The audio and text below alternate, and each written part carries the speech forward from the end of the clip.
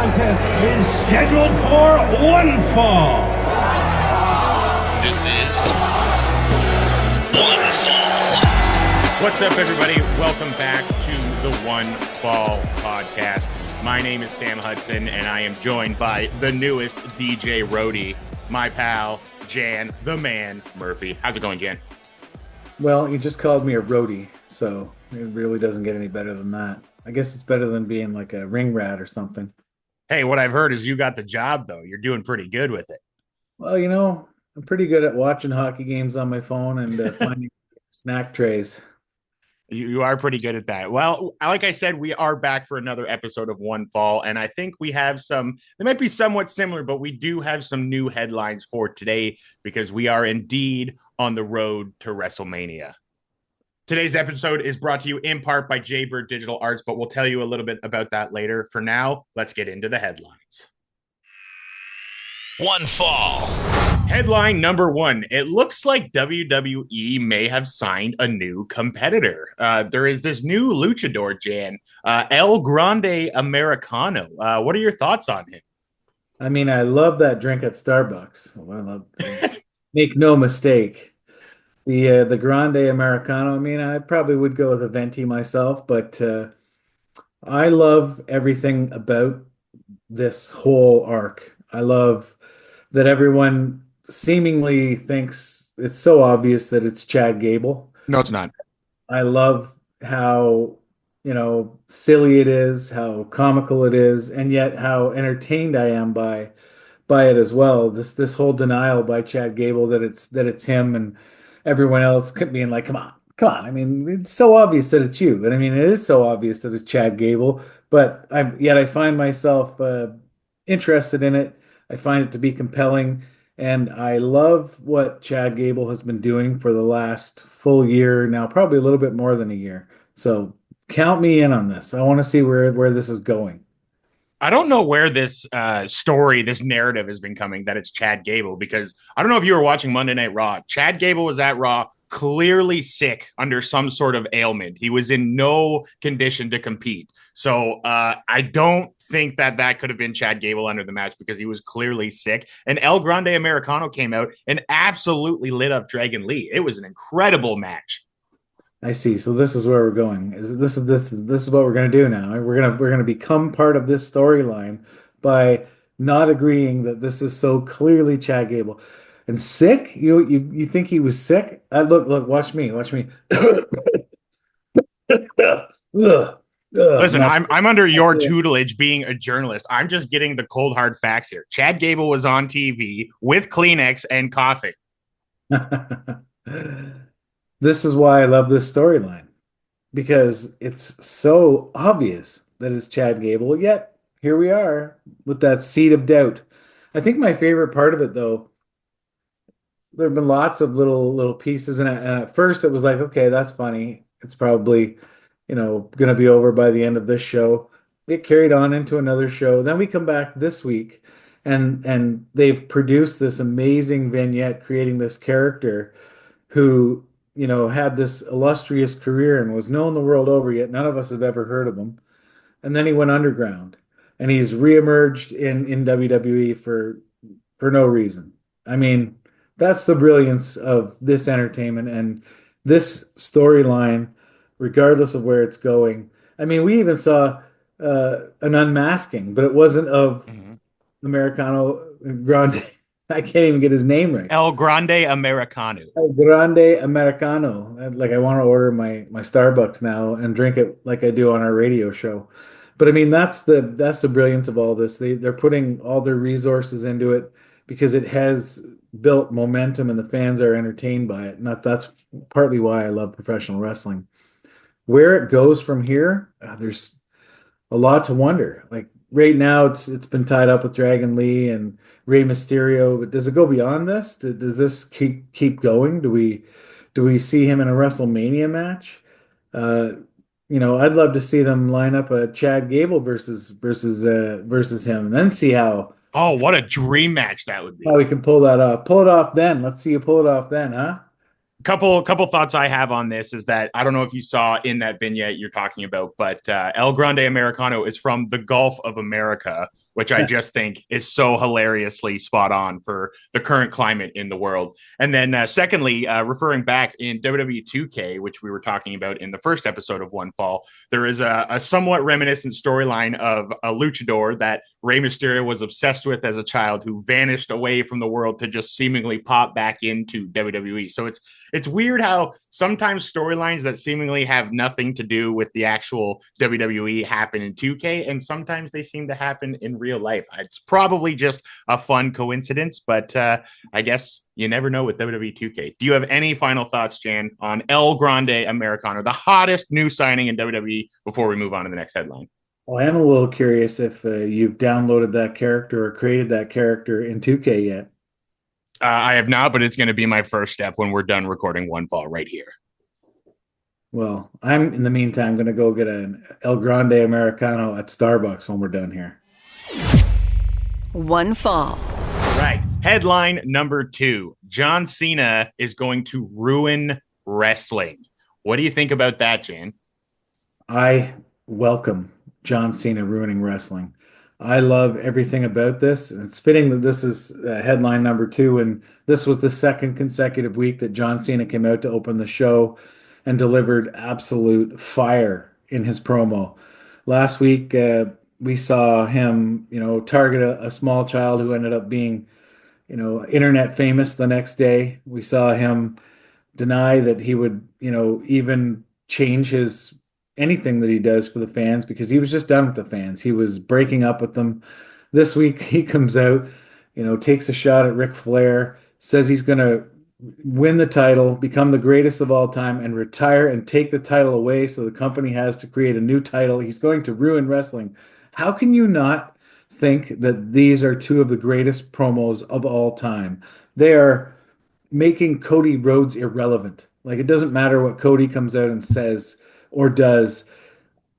And imagine at some point The Rock is going to come in and enhance all of this. Oh, And yeah. we're gonna learn why John Cena aligned himself with The Rock. Maybe we are. Maybe they're just gonna be like, John Cena turned heel and now he's gonna fight Cody Rhodes and we'll never see why. I'd have to think we're going to see why at some point, but maybe, as I suggested last week, maybe this is Cena working The Rock, and one day he's going to turn back on The Rock, and we'll get a Rock Cena, retirement match. Loser retires. That's a dream match for me. But as for John Cena coming out in Glasgow, Scotland, I have family in Scotland, so this one was a cool watch for me. But coming out to the chorus of boos, and it's just he's so leaned into doing this heel persona, and it's so refreshing to see. And everything he's calling out everyone on the internet, including OneFall, making memes highlighting this child that he was ripping apart. And the idea that John Cena is going to ruin wrestling, it's so weirdly reminiscent back in the 2011 feud that John Cena had with CM Punk, that CM Punk's contract was up, so CM Punk was going to take the WWE championship and leave the company with it. And so there had to be a new WWE championship, and that was crowned, and John Cena won that, and we had the big blow-off match there and everything. So it's just so interesting to see John Cena come out and just kind of speak the truth, because for so long, so many moron fans who liked yelling Cena sucks wanted John Cena to just say the truth instead of having this corporate speak. And it feels like obviously we're a few years past that, but he finally is doing that. And I'm eating every single word. Every single second that John Cena is out there, I am captivated. There's nothing else that is taking my attention. And just the small details, I don't know if it's just a coincidence, but John Cena came out in the color scheme that he wore in 2014 with his feud against The Rock when he won the Royal Rumble and they had their WWE Championship match at WrestleMania 29. And as we've talked about before, Triple H loves those small details. So whether this is a happy accident or it's planned, I love seeing Cena when he was in the throes of the boos for Cena for the superhero Cena, and now we're getting the boos for evil Cena in the same color scheme. I love everything about it. That's why I'm wearing my Word Life shirt today. I wrote in my national column this week on this very subject because it's really the only thing that anyone is really talking about. I mean, all the other matches, they'll be fine, but this is the one. This is the one this year. Last year it was the Bloodline, and this year it has moved to this John Cena retirement tour. and him flipping over to heel. There aren't many examples of a guy who was as popular as John Cena, who was the poster boy for the company, who was literally what they branded an entire generation around, the PG era. It was built around John Cena, and he carried that on his shoulders for years and helped the company through that transitional period, which wasn't easy coming out of the Attitude Era and that edgier stuff in the late 90s and early 2000s to be the guy who had to basically, turn it back into a children's product like it was in the early 80s. So there aren't a lot of examples of guys who were given that ball, so to speak, put on that mantle, become that superhero. I mean, he really was the prototypical superhero character, right from his look down to, winning 16 titles to, the big deal that the company made about all the Make-A-Wish dreams that he brought to fruition for kids around the world. Just the all-around American hero, not unlike Hulk Hogan early in the time. You can't find a lot of examples of guys who were that beloved as good guys, able to successfully transfer it to a heel persona. Hulk Hogan being probably the only other obvious example when he flipped over to the NWO. No one saw that coming, and that wasn't even in WWE. So Cena is probably the greatest example in WWE history of someone who successfully was a super babyface flipping over to a super bad guy or heel, if you will. Stone Cold Steve Austin is the greatest example of it not working. There was a guy that was so over with the fans, sold more merch than anyone in the history of the business, catchphrases galore, places sold out arenas the world over. And when they decided to try the bad guy Stone Cold, it flopped. He just couldn't get that character over because people were so in love with him. And Cena has done that with this. And I love that he's done it at this time when it's a really educated fan base. They know their stuff. They know, what goes on behind the scenes. They've been subjected to talent interviews now for years where the talent have been told, just talk in out of character. You don't have to be in character for your interviews anymore. There's so much information out there. You have such direct access to these talent on social media, on X, on Instagram, on Facebook. So it's an even tougher job for Cena. The media coverage now versus the media coverage when Hogan flipped the NWO. There were 10 reporters covering wrestling at that time. As you as we've learned this week, more than 1,000 applied for accreditation to cover WrestleMania in Las Vegas. So it's a different world and a lot harder of an accomplishment in my estimation for what Cena is doing. So I tip my hat to him because he's went about it the right way. He went, all right, this has been done before. This has been done before. I can't go out and just try and start beating people up because that's just not going to work. How do I, you know, reinvent myself so that people don't like me? And I just change. People didn't like me anyway. I'm just going to stop caring about them. It's brilliant. It's absolutely brilliant and so well executed to this point. I think it's also brilliant how John Cena is going in about the spinner belt because that was such a hot button issue back when it was debuted and long after the fact is that, when John Cena was the doctor of thugonomics and he created the US spinner belt, that was great. It fit the doctor of thugonomics. It was awesome. When John Cena won the WWE championship from JBL at WrestleMania 21, it was the undisputed championship. Then, of course, the next SmackDown, he came out and debuted the spinner belt. I don't think the sentiment was against the spinner belt off the hop because I think unequivocally everyone thought that fit John Cena's character. I think where the disdain for Cena really started would have been when other wrestlers, they won the WWE championship and they kept that belt.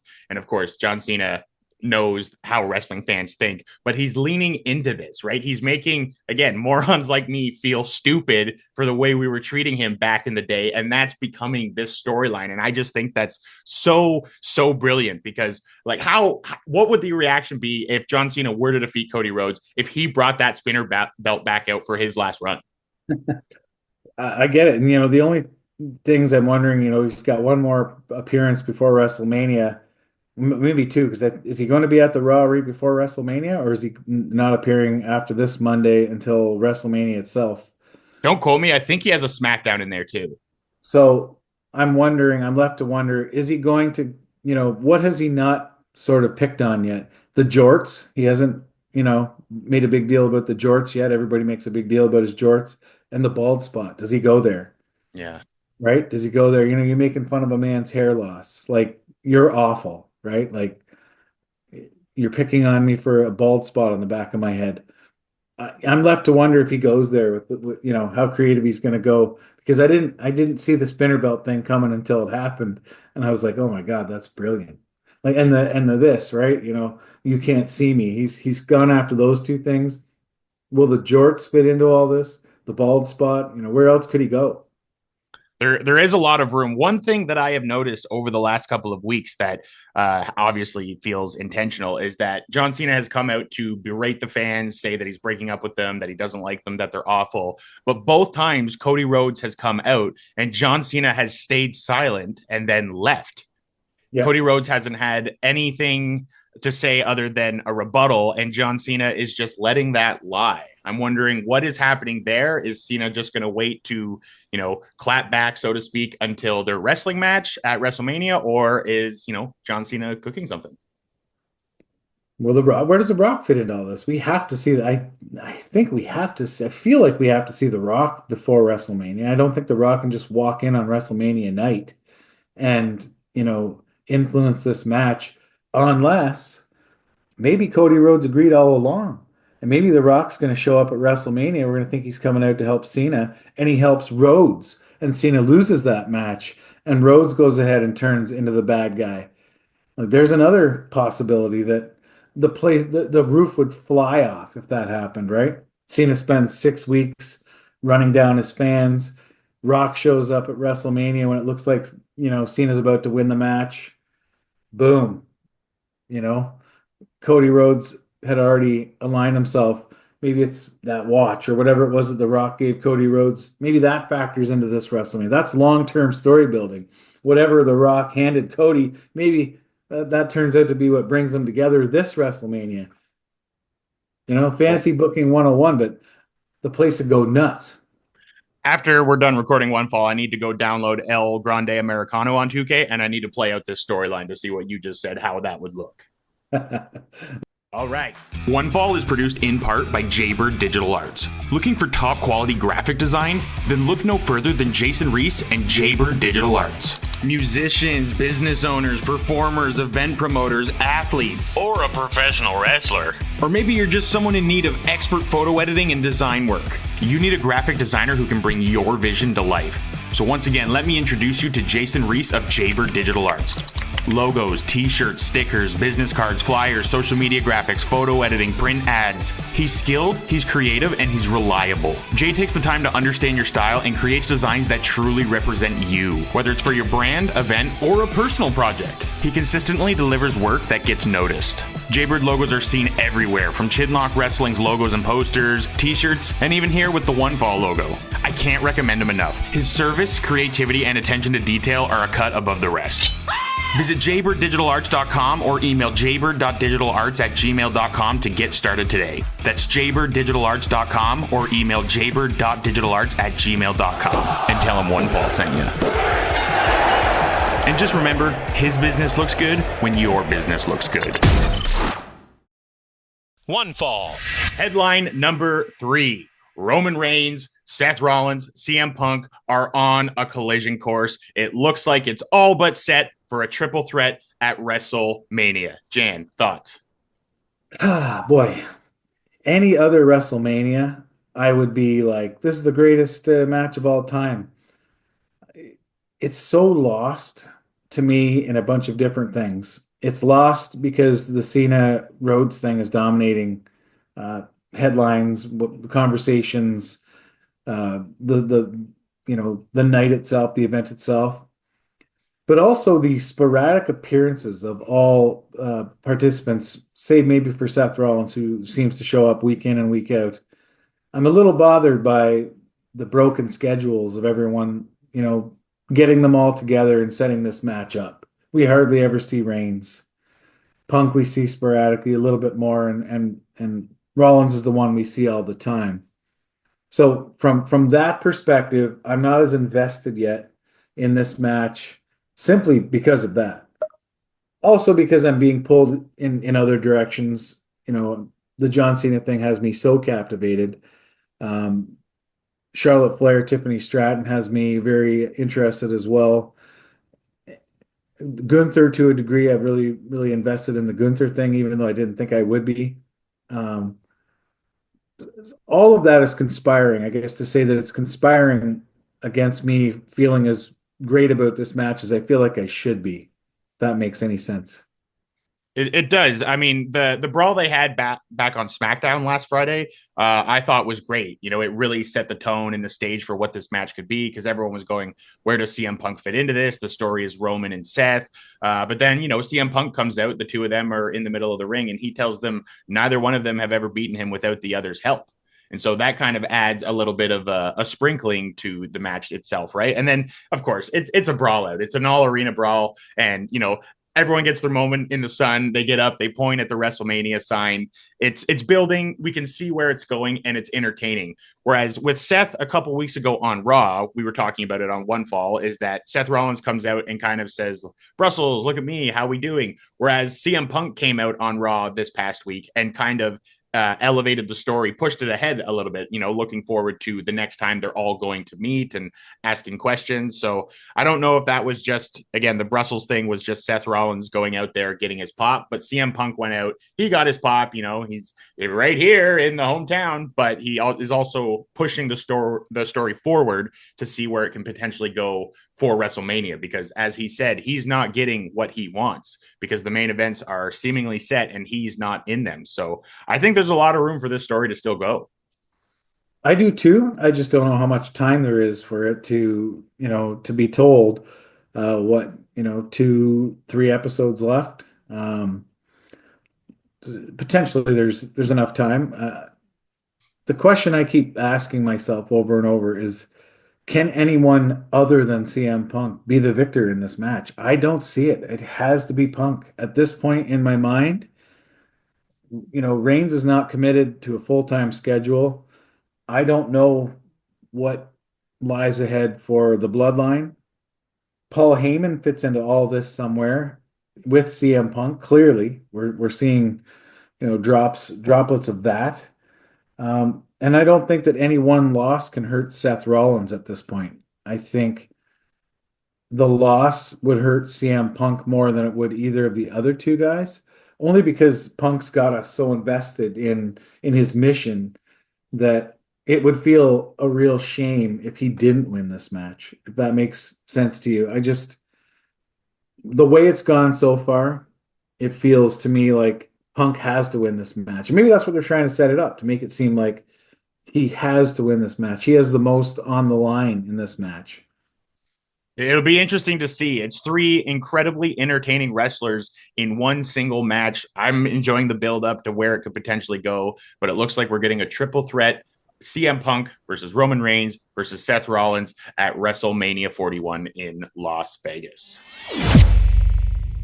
OneFall. Headline number 4. We have multiple wars of women going on. Jen, we have a couple of options we could go here. We have the Queen, Charlotte Flair, and Tiffany Stratton, but we also have Rhea Ripley, Io Sky, and Bianca Belair. I'll let you take the lead.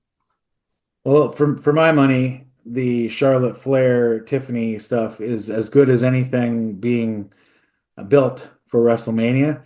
And again, I told you it stumbled a bit in the beginning for me, but it's really compelling now. It's getting personal. I like it.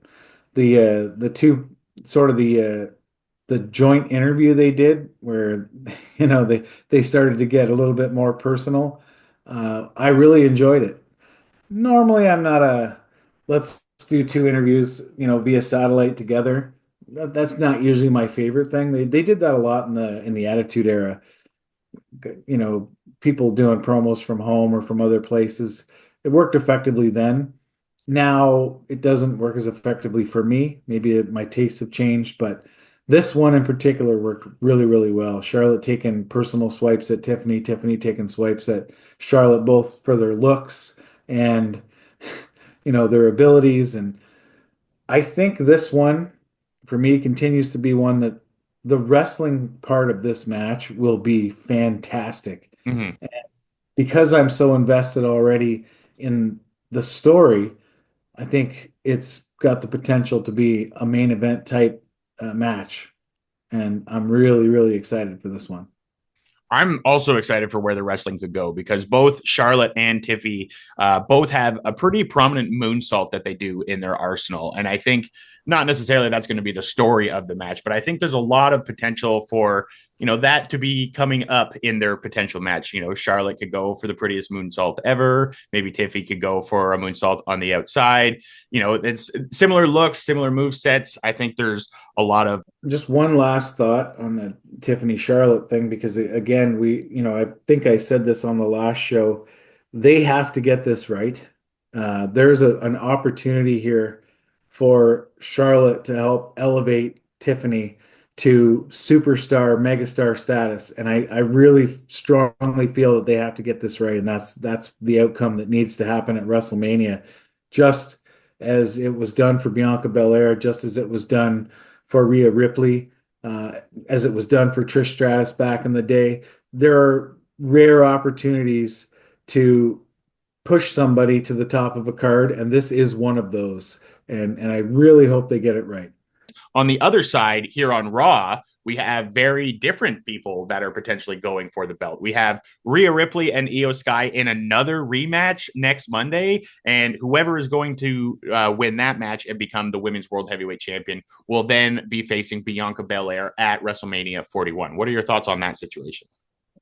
Not as invested in this storyline, partly maybe for me.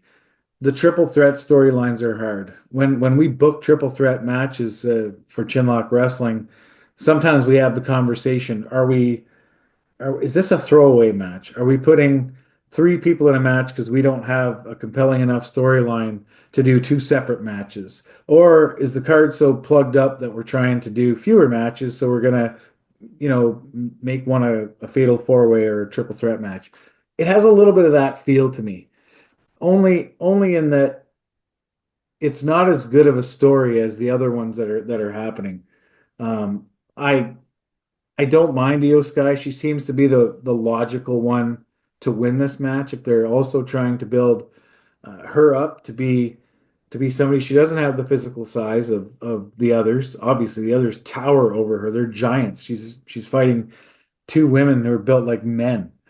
But that said, uh, I've enjoyed it so far. I'm looking forward to seeing where it's going to go. I don't see how, in the same vein that there's no loss that can hurt Seth Rollins in my mind, there's no loss that can hurt Rhea Ripley, and there's no loss that can hurt Bianca Belair because they're so established. To me, a loss here does hurt Io Sky. I just don't know what the long-term vision for Io Sky is. She speaks more English than the other Japanese women on the roster, which plays hugely into her favor because you have to be able to cut promos. You have to be able to be featured on TV in segments. So that part of it's working for me. The bad blood, I can feel it there a little bit. Just maybe it pales a little because it's what's happening with Charlotte and Tiffany. That's right. I feel strange about this whole angle because there's three incredible wrestlers in the ring. We have Io Sky, we have Rhea Ripley, we have Bianca Belair. To me, I feel like the story is Rhea Ripley and Io Sky. Rhea Ripley is this unstoppable force. Everyone in the crowd absolutely loves. Her music hits, the crowd goes ballistic. Her one piece of kryptonite, every wrestler has their one wrestler they can't seem to defeat. That wrestler for Rhea Ripley is Io Sky. So that seems like it's the story. And Bianca Belair was involved in her own Jade Cargill, Naomi story as well. And then with her win at the Elimination Chamber, it's kind of ripped her out of that story and implanted her into the championship story, which to me seems like it should be Io Sky and Rhea Ripley. So I'm not entirely sure why Bianca is kind of being in there. She won the Elimination Chamber. She has the right to challenge for the championship, of course. But it just I don't know what it is, but for me, she just feels so not part of the organic story that's already there between Io and Rhea. And maybe that's what they're building to, is that it is going to be a triple threat at WrestleMania. But as you were just saying, with fitting in a triple threat, we were literally just talking about another triple threat happening with Roman Reigns, CM Punk, and Seth Rollins, right? And so are we going to have, maybe it is 2 different nights because WrestleMania is 2 nights, but are we going to have another triple threat between 3 competitors for a championship this time? Yeah, I mean, you just said it yourself there. Like it does feel a bit forced, which goes back to my initial thought when, we talk about these things for Chinlock. Are we forcing this match in here? Are we forcing a spot for Bianca Belair because we don't have anything else creatively that makes sense?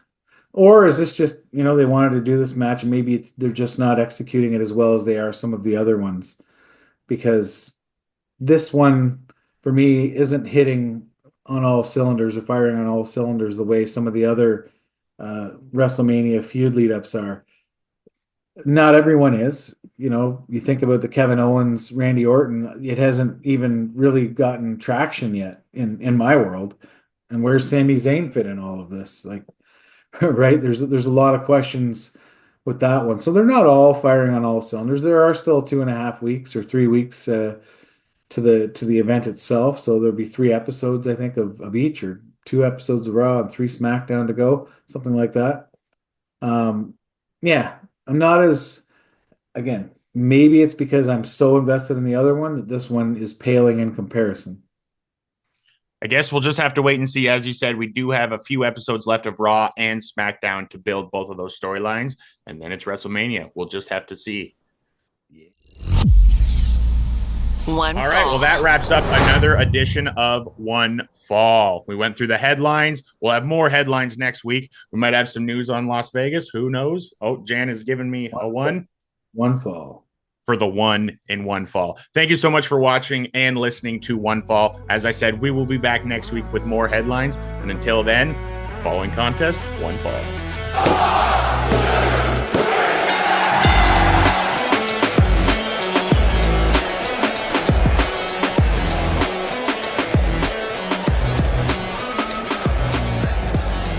Explain this, Jan. Explain. Check it out, Jan. There's Chad Gable. There's El Grande Americano. This would not be possible on WWE 2K25 if they were the same person.